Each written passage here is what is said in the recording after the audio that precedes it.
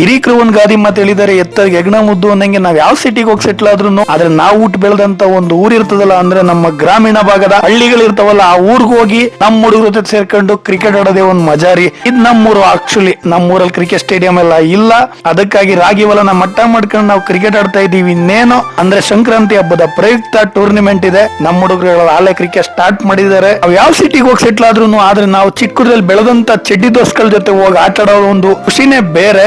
ನೀವೇನಾದ್ರೂ ಹಳ್ಳಿಲಿ ಹುಟ್ಟು ಬೆಳೆದು ಸಿಟಿಗೆ ಹೋಗಿ ಸೆಟ್ಲ್ ಆಗಿ ನಿಮ್ಮ ಹಳ್ಳಿ ಸ್ನೇಹಿತರನ್ನ ಮಿಸ್ ಮಾಡ್ಕೊತಿದ್ರೆ ಆದಷ್ಟು ಬೇಗ ಹೋಗಿ ಸ್ನೇಹಿತರನ್ನ ಮೀಟ್ ಮಾಡಿ. ನಾಟ ಎಲ್ಲ ಮುಗಿಸಿ ಮತ್ತೆ ನಮ್ಮ ಆಫೀಸ್ ಹತ್ರ ಬಂದು ಇವತ್ತೊಂದು ಬರ್ತ್ಡೇ ಪಾರ್ಟಿ ಇತ್ತು. ನಾ ಬರೋ ಟೈಮ್ಗೆ ಆಲ್ರೆಡಿ ಬಿರಿಯಾನಿ ಎಲ್ಲ ಬಂದ್ ರೆಡಿ ಇತ್ತು.